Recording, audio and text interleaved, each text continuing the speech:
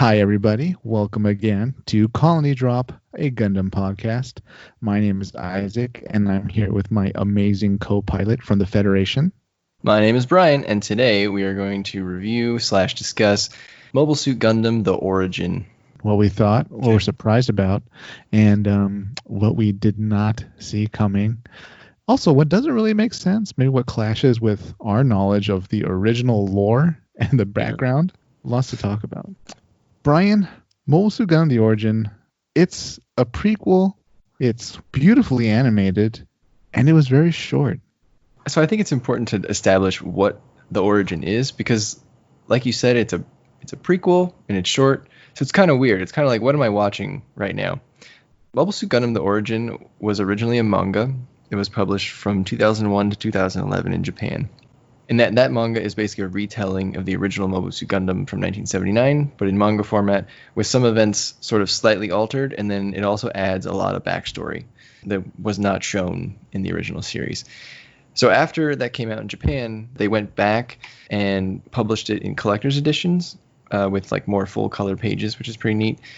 Those collector's editions are going to come back because in the US, they tried to publish this twice. So the first time was in, I think, around 2001 by Viz, and we talked about this a little bit when we talked about like how to get into Gundam, I think.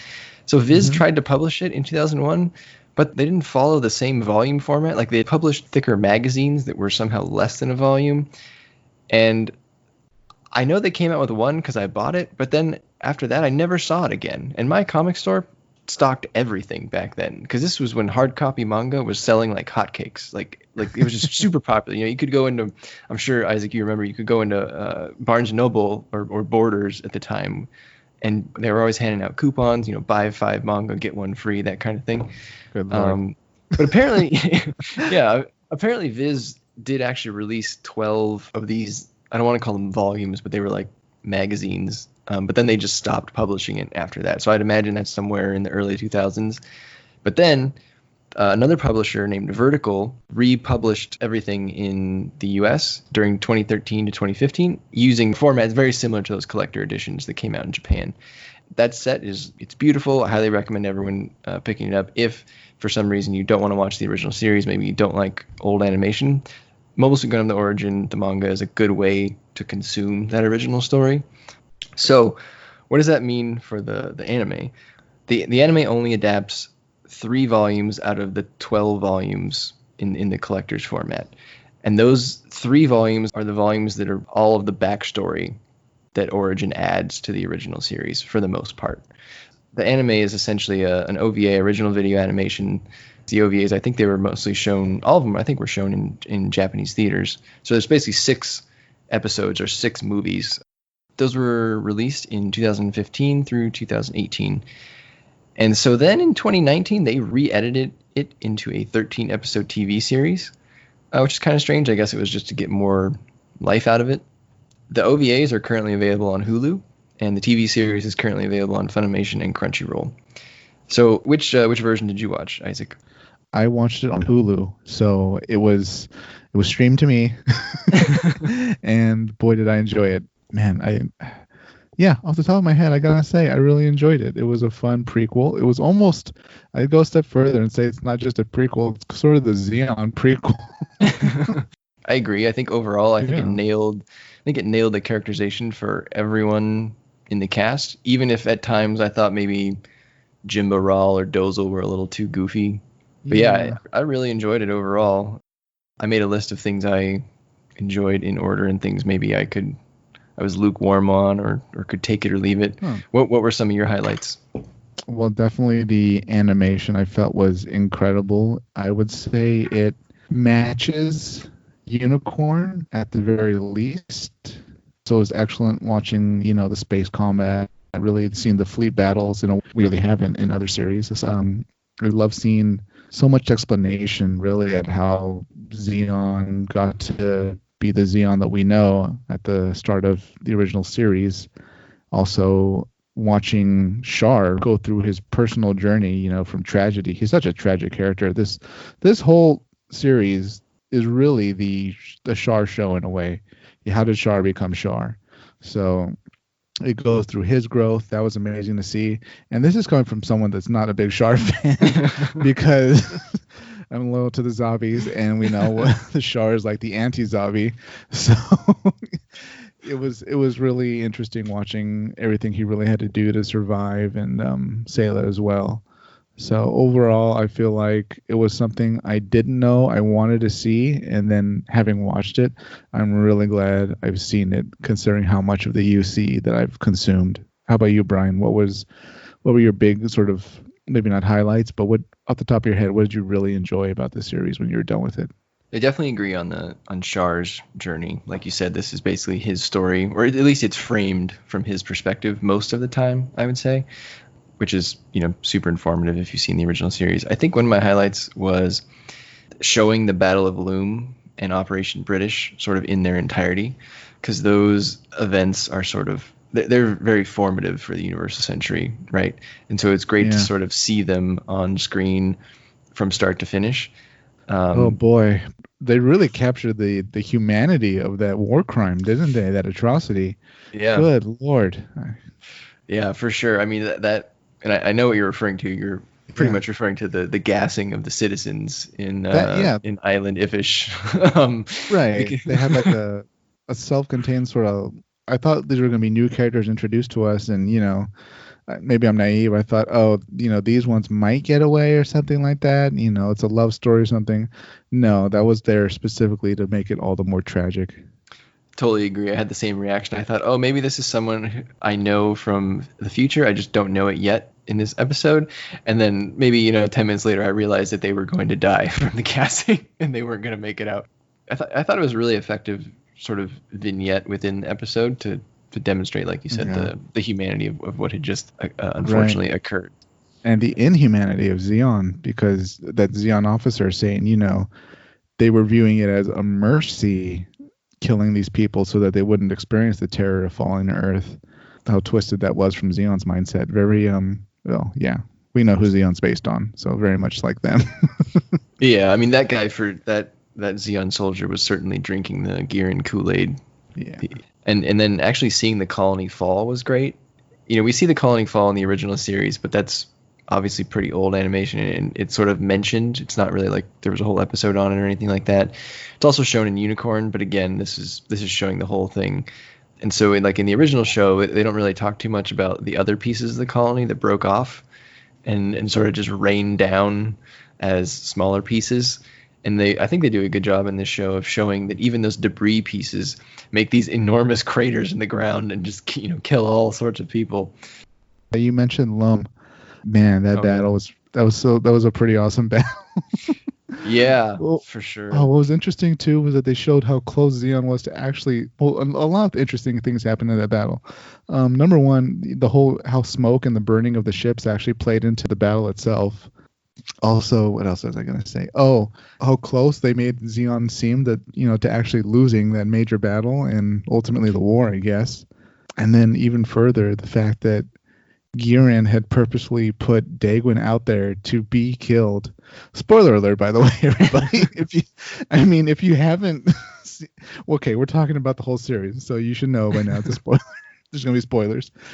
How Giran put Daegwin out there in our favorite ship, the Great Daegwin, as sort of like a last line of defense, right? The flagship was out there to sort of bolster the troops and give the fleet support, but Kycelia pointed out that, if the Federation does break through, they're going to kill Daegwin. And guess who will be inheriting the leadership? It'll be Giran. So I like that little tidbit. Yeah, that the Giran was, way back when he was really gunning for the throne. Yeah, Loom I thought was just wonderfully animated. It was just mass chaos on all sides.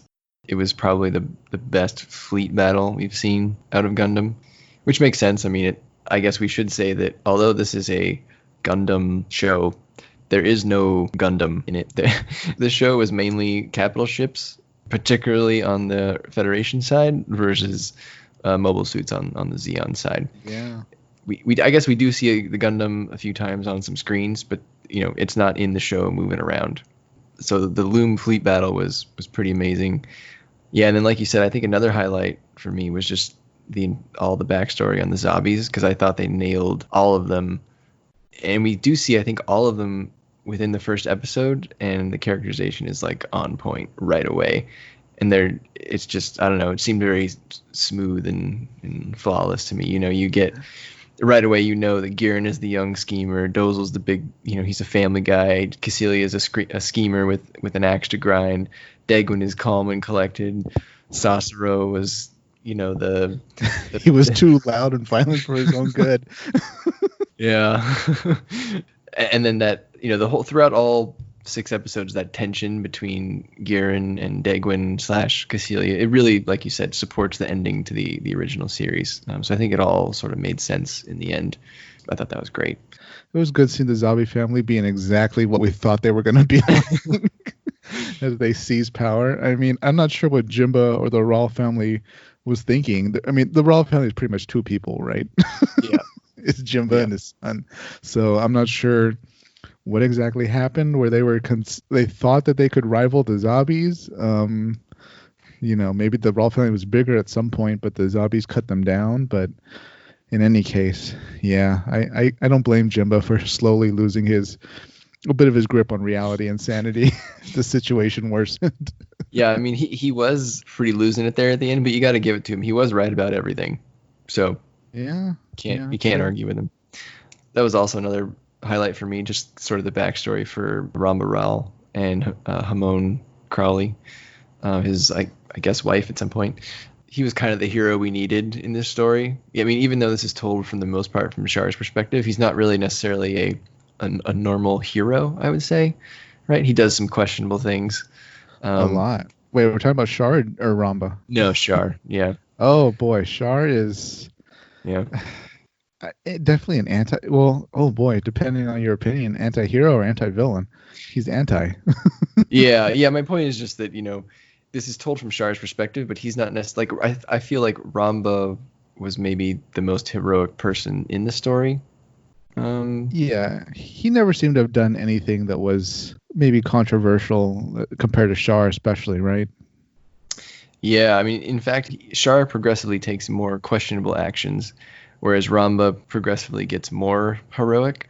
He saves Casval and Artesia in the beginning, and then eventually he does, participate in the mobile suit development with Dozel, but then in the end he refuses to participate in Operation British because he doesn't like attacking a defenseless side too, and you don't see him in the Battle of Loom either because he's sort of given up at that point and cursing the zombies, back at the bar. He made a moral choice at the end to kind of stay out of it, but whereas Char maybe gets progressively more morally gray. Speaking of Char has this, if you recall, a roommate sort of classmate. Was it Leon Fernandez, right? Or Leo Fernandez? Yeah, it was Lino, I think, or something. Oh, like Lino, that. Sorry. Yeah. Fernandez. I know who you're talking about. What did you feel about Char orchestrating that guy's death during their little, skirmish night operation? Yeah, that was one of the moments where I thought it was a very in-character Char moment of being a good manipulator. And yeah, you're right. So what I took away from it is I don't think that like Char or Casval himself really wanted to kill him, but if his plan is to work, then yeah, he needed to get rid of him. He couldn't have anyone knowing. Yeah. It just had to be done from his perspective. But yeah, that was pretty tragic from Lino's perspective because he was actually on Casval's side. He hated the zombies too, but I found that really interesting that the zombies had seized power, but if an academy student at like their main military academy, presumably the son of, I guess, people high enough to get their son into a military academy, if he can sort of in private speak out against the zombies, man, the zombies probably had less of a grip on Zeon than we should assume, That's a good point. I'm sure there were varying levels of factions that we're not aware of. I mean, Zeon Zoom Daikun dropping dead on the day he's giving the speech, it's not hard to sort of infer some foul play may have happened. And in fact, I mean, all the citizens did suspect foul play, even though maybe the zombies co-opted that narrative. and directed it at the Rawl family. But I'm sure there were segments of the population that definitely could see through that ruse and probably knew that it was the Zabis all along. Probably. But there's no one else to really latch onto. Yeah, I mean, the Rawls are gone. Casval and Artesia, they disappeared to Earth or the colonies. So who's left, right? The Zabis are already on the throne. Yeah, that was their plan, and they went through with it. Not to sidetrack us, but getting back to Fernandez, what did you think of him being the one to give Char like a like a lunar rugby mask? Yeah, yeah. I forgot what the name. What the sport was, like moonball or something like that. Yeah, I believe at least in the dub. So I watched this dub. So in the dub, they called it lunar ball. Okay. Yeah. I don't think it's terrible. I kind of look at it as the whole thing, right? So, one, you have Casval taking over Char Aznabul's identity, and he has to block his eyes somehow because they have different eye colors, and people would notice. Yeah. And then later, like you said, he gets the mask from Char's friend, not necessarily his friend, but Char's friend, and it tints his vision red. There does need to be an explanation for the mask. It's not a terrible one. I don't know what a better one would be.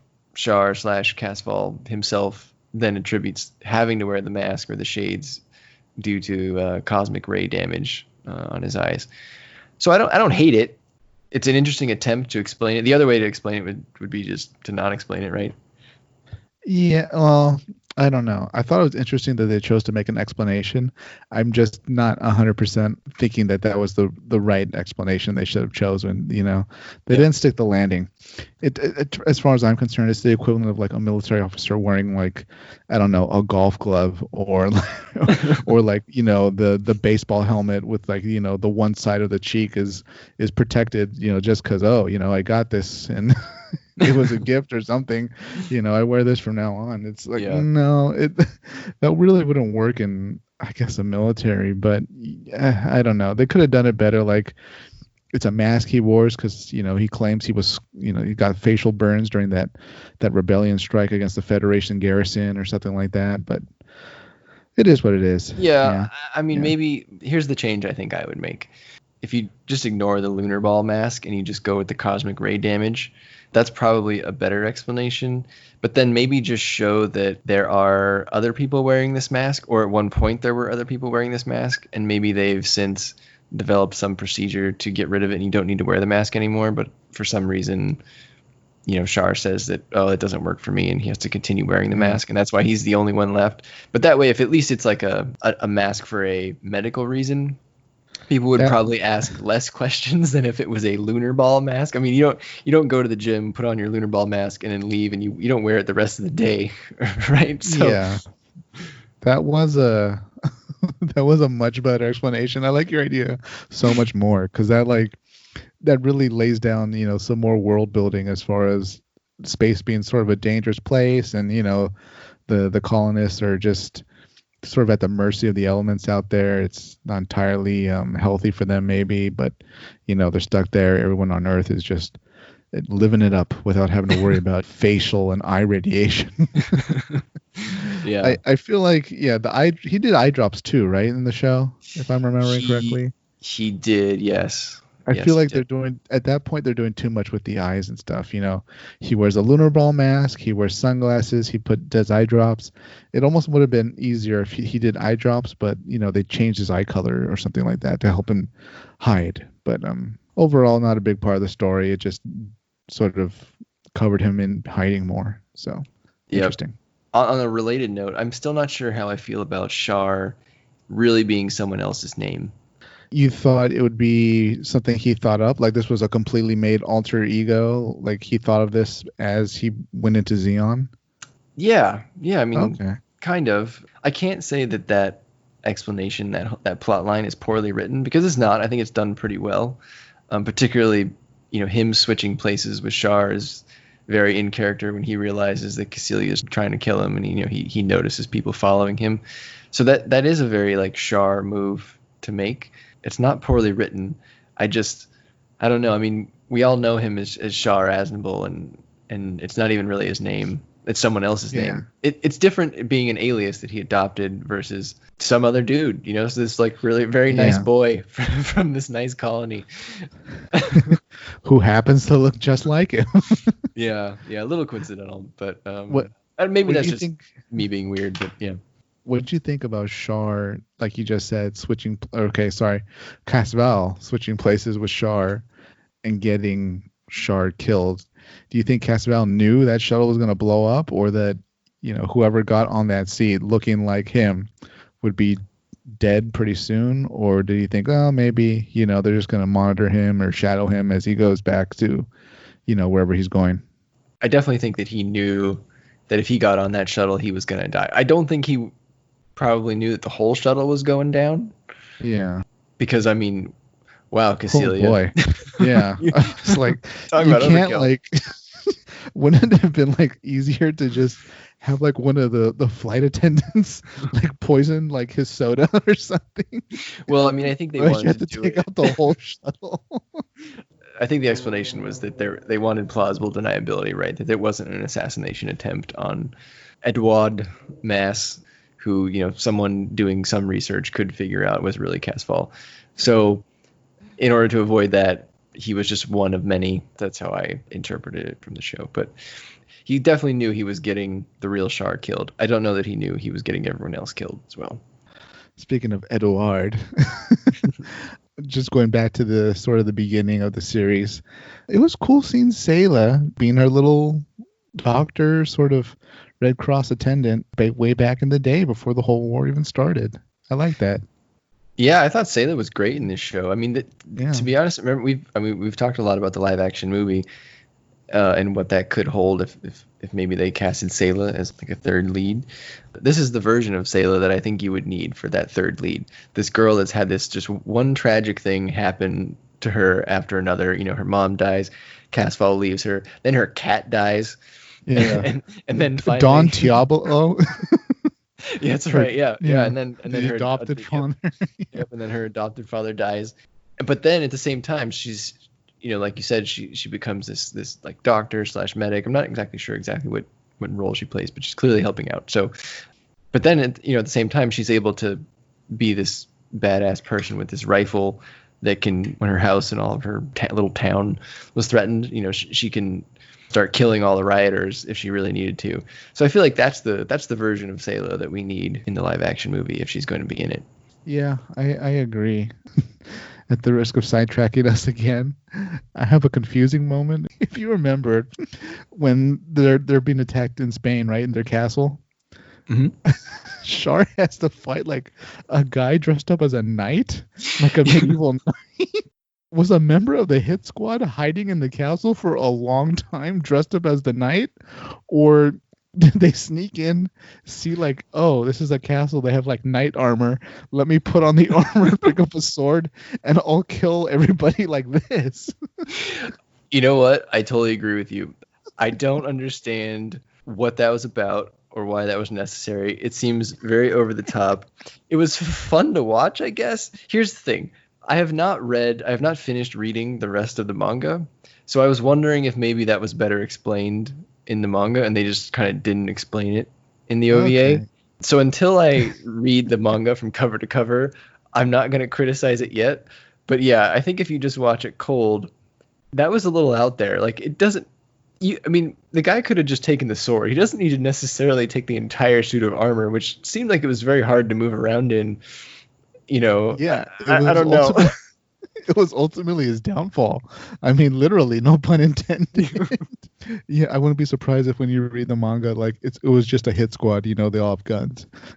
Yeah, because like I would be surprised if this hit squad rolls up of like 15 guys or whatever, and like they all have machine guns, and one guy's like, "Oh look, there's a suit of armor, guys. I've always wanted to do this," and then he like just puts down his gun and like takes 20 minutes to like put on the armor.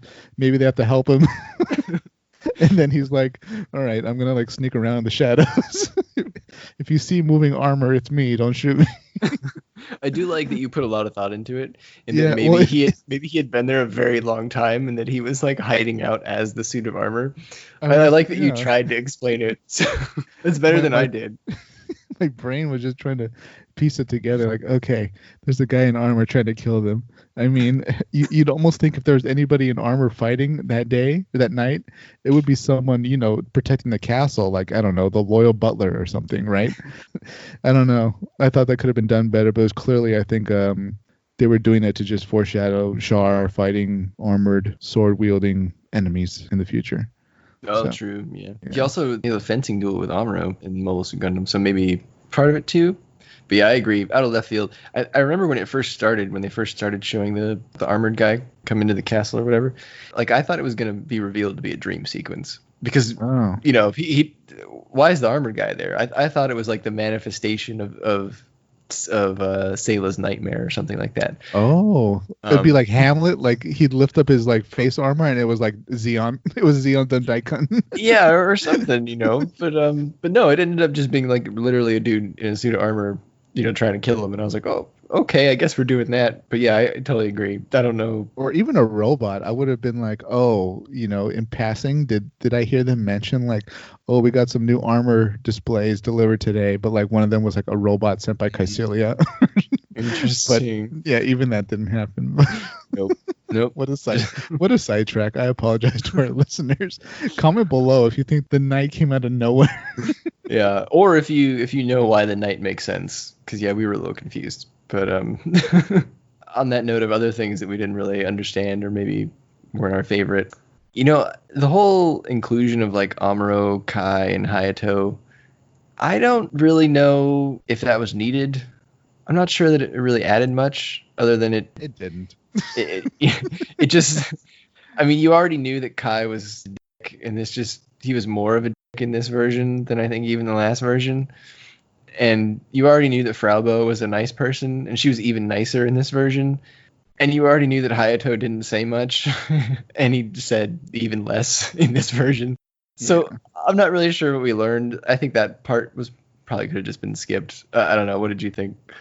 I felt like maybe they wanted to do more with his little subplot where, he finds his dad's research and he's reading and finds the secret room and all of that. But I don't know. That almost takes away from how well he does as either a new type or just himself piloting the Gundam initially. This almost seems like he had just too much knowledge ahead of time. So I didn't care for it that much. Yeah, I just agree that it didn't add much to the story. Him going to the base and then the guards are like, oh, we didn't know you're Temrei's son. And here, stand here while we slap around your friends. Yeah, by the way, they drove that bulldozer or whatever it was up to the base. And then the base just like shot comes 10 like 10 machine guns at it. Yeah. I don't know what that bulldozer was made out of, but they should make Zaku's out of that thing because it was more resilient than a Zaku. In Zaku's defense, those were small arms fire. All right. Yeah, but that's fair. That whole scene just led up to showing the Federation was, not exactly the knights in shining armor. Yeah, that's fair. That's fair. And then I guess on the subject of Amuro's father, there are two things that stuck out to me about him. One, I didn't really like that he was Minovsky's like student. I didn't think everything needed to be connected. That just seemed like we were trying to connect everything like nice and neatly. Yeah, I mean, before this series, did you assume Minovsky was alive, relatively close to Amuro and everybody else? No, I had always imagined him as just a scientist maybe from 100 years or less ago, but I would have assumed that he had been dead for some time. Given how important his technology is, I kind of had assumed that his technology helped kick off the Universal Century. I agree too. I assumed he was sort of their Einstein or something. Like, he was just this monumental mind that was alive a long time ago. He had brilliant ideas that led to a lot of technology. We had nuclear power in our century, and in their century they have, Minovsky reactors and all that. I assumed it was the same thing. It felt a bit shoehorned in that we saw him, and then he gets kind of caught up in the whole intrigue and stuff, and he was around to watch his work in actual use, much to his detriment. But yeah, he was technically there for the first mobile suit battle in history. That was his last battle. Yeah. Yeah. I mean, he would have lived if the Black Tri-Stars weren't so damn aggressive. He had probably the most hilarious yet sad death. Yeah. Given who he is and how he died, he is responsible for the creation of mobile suits, essentially, or maybe not the creation of mobile suits, but the enabling mobile suits to be used in the way that they are used. And how does he die? But one falls on him. This is what you designed. This is what you wanted. Here you go. Oh, cruel twist of fate. Yeah. Speaking of mobile suits, I felt like the gun tank should not have been as ubiquitous as it seemed. Boy, they had plenty to spare at like a garrison at Side 3, the farthest colonies from Earth. I was under the assumption that the gun tank was more of a failed mobile suit project. Maybe I'm wrong in my understanding or memory, but I assumed it was sort of a dead end since it was little more than a glorified tank. So they didn't exactly make a ton of them until that was retconned for like, the 8th MS team and all the side stories and that. They sort of just had one, it wasn't great, and they moved on from there to like Guncannon and Gundam. Yeah, I mean, I think you're half right. So that's actually one of the biggest changes that the series makes from the original. The original series, you basically have Gun Tank, Gun Cannon, Gundam, all brand new, all delivered kind of on the same day. They all go into service on the same day. This series takes a different approach and actually shows that gun tanks have been around, maybe in a more prototype form, for many, many years before that. So you're not wrong. That's just one thing that they decided to change, which that's maybe not unrealistic, right? I mean, if you're going to make mobile suits, maybe you start with something that doesn't have legs. I could see that. But yeah, that does clash a bit with the original series. Yeah, and I felt, well, let me put this to you before expressing my own thoughts, I guess. How did you feel watching those gun cannons in combat against the Zaku ones? They didn't even have hands. They had like four claw graspers or something like that. Yeah, they had manipulator, like forceps. Like the machine that gets you like a stuffed animal, the crane, the claw that you see at the arcade or something like that at the carnival. That was their hand. The claw. Yeah. Yeah, they were embarrassing. My God. I couldn't believe how poorly they performed, especially when we know the later gun cannon on the white base. It might not be a Gundam, but boy, does it do pretty good.